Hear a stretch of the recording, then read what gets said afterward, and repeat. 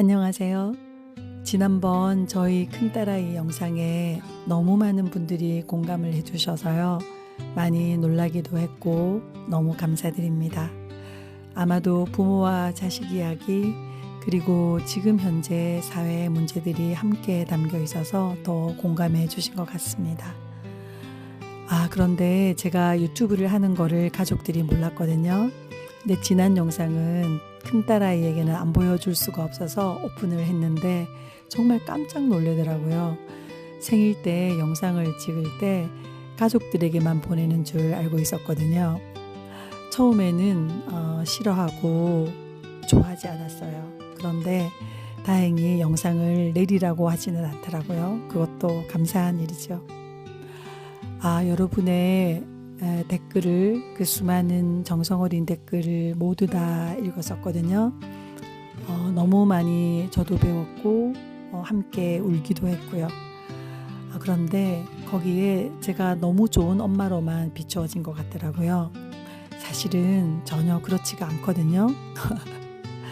오늘은 그 영상의 이면에 있었던 저의 이야기를 해보려 합니다. 사실 저는 큰아이를 키우면서 사이가 썩 좋지를 않았고요. 30년 넘게 토요일과 일요일이 없이 일을 하다 보니까 아이들에게 제대로 된 밥을 차려준 적이 거의 없었거든요. 늘 한 끼를 그냥 때운다는 개념이었고요. 배달이나 외식이 대부분이었어요. 그리고 일 때문에 받았던 스트레스를 아이들에게 티를 안 내려고 했지만 쉽지가 않았는데 아이들 3명 중에 큰애를 가장 많이 혼냈던 것 같습니다. 지금도 큰아이에게는 미안한 마음이 참 큽니다. 부모들은 아이들을 키우면서 가슴에 남는 일이 하나씩은 있잖아요. 저는 큰아이에게 특히 미안한 일이 많은데 그 중에 하나가 생각이 납니다. 저희 부부는 늦게 출근을 해서 밤 12시가 돼야지 마치는 일을 했었거든요. 둘 중에 한 명이 10시까지는 귀가하는 그런 생활을 했습니다. 아이들 도우미 이모님이 오후 2시부터 7시까지는 계셨는데 정작 가족이 같이 있어야 되는 저녁 7시부터 밤 10시 사이를 큰아이가 동생들을 돌보면서 버틴 거라고 해야 되는 게 맞겠나요? 네, 버텼습니다.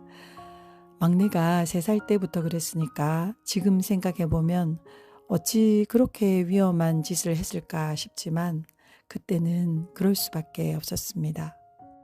어느 날 밤 9시쯤 큰아이가 전화를 해서 동생들이 너무 더럽다고 자기가 목욕을 시키겠다면서 욕조에 온수를 받는 법을 알려달라 그러더라고요. 그래서 알려주고는 전화를 끊자마자 정신이 번쩍 들더라고요.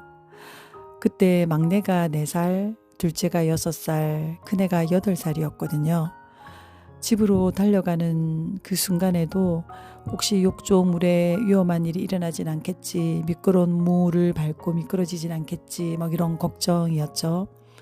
현관문을 열고 들어가 보니까 아이들 3명이 이미 옷은 모두 벗고 있었고 동생들 2명은 욕조 안에 앉아 있더라고요. 그런데 큰아이가 욕실에서 전기포트 있잖아요. 이렇게 무선 전기 주전자요. 그 전기포트를 들고 나오더라고요.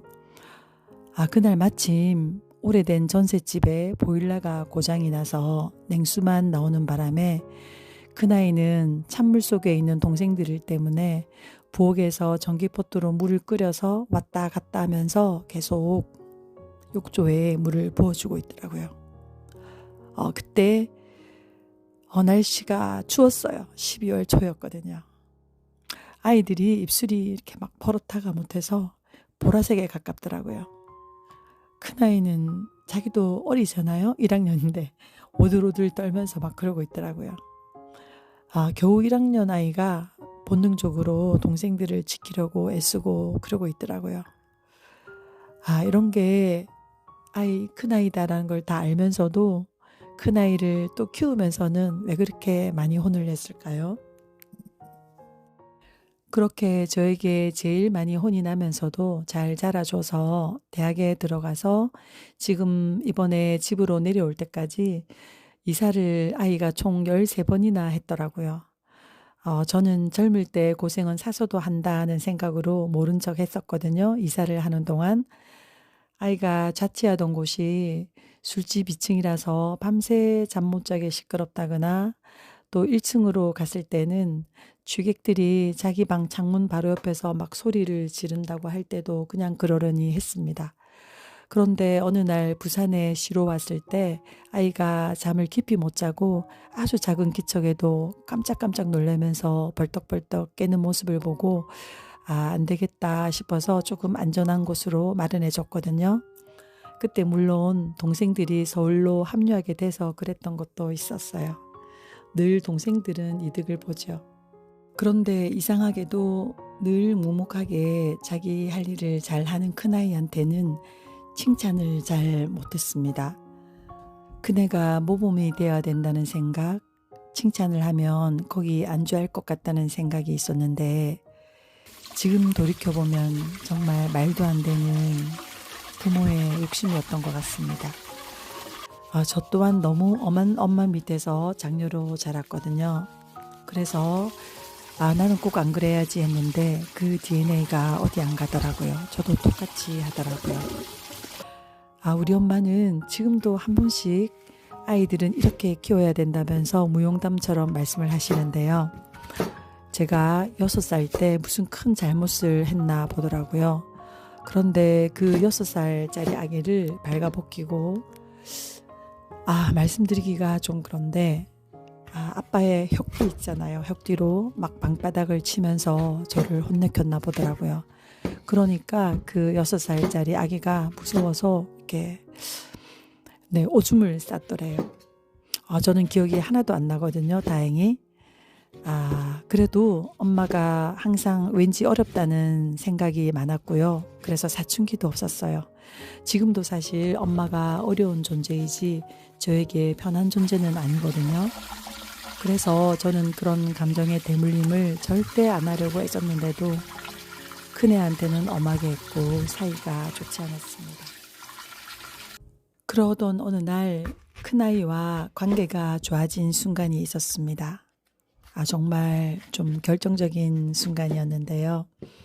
딸이 23살 여름이었는데 그때 취업 준비로 포트폴리오를 만든다고 정말 열심히 살던 때였거든요.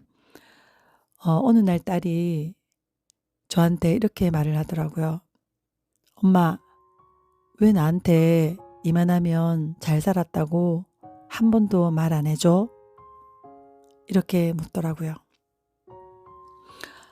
평소 같았으면 야, 그 정도는 누구나 한다. 뭐 꼭 그리고 말을 해야 하나? 이랬을 텐데 그날은 이때다 싶었습니다. 이때를 놓치면 영원히 관계 회복을 못할 수도 있겠다 싶었고 마침 그때 감정 코칭 수업을 듣고 있던 중이라서 아이 앞으로 가서 두 손을 꼭 잡고 눈을 마주치면서 말해줬습니다. 너 너무 열심히 잘 살았고 지금도 잘 살고 있는 거 엄마가 안다. 그리고 엄마는 네가 너무너무 자랑스럽다. 그리고 항상 엄마 이 마음이었는데 이상하게 참 말이 안 나오더라. 그렇게 말하면서요. 내친 김에 지난날에 엄마가 때린 거 혼낸 거 모두 다 알고 있다고 말해주면서요. 그때 엄마도 힘들어서 그랬다. 그래도 그러면 안 됐는데 정말 미안하다 하고 말을 하는데 저도 모르게 막 눈물이 터져 나오더라고요. 그러니까 듣던 딸도 같이 막 울었죠. 그러면서 둘이 부둥켜 안고 한참을 울었습니다. 그날 이후로 관계가 좋아졌고요. 큰아이에게 있던 부채감을 지금 조금씩 갚아가고 있는 중입니다. 다행히 미안하다는 말에는 유효기간이 없더라고요. 제가 참 늦게도 말했는데도 이해해 주더라고요. 그리고 사실 밥을 차려주는 것도 제가 은퇴하고 나서부터거든요. 그전에는 1년에 한 번 생일날 해주는 갈비찜으로 퉁쳤거든요. 완벽한 부모는 없지만 늦었더라도 진심을 말해주면 관계가 다시 시작될 수 있고 시간이 지나가면 또 언제 그랬냐는 듯 좋아지는 게 가족인가 봅니다. 그리고 캥거루 이야기가 나왔으니까 드리는 말씀인데, 사실 저희 집에 캥거루인 듯 캥거루 아닌 듯 캥거루 사촌쯤 되는 두 마리는 사실 서울에 살고 있습니다. 오늘은 제가 다소 감추고 싶은 지난날의 이야기들이 있었는데요. 어떻게 들으셨는지 모르겠습니다. 오늘도 영상 끝까지 봐주셔서 감사드립니다. 여러분 가족들과 행복하세요. 감사합니다.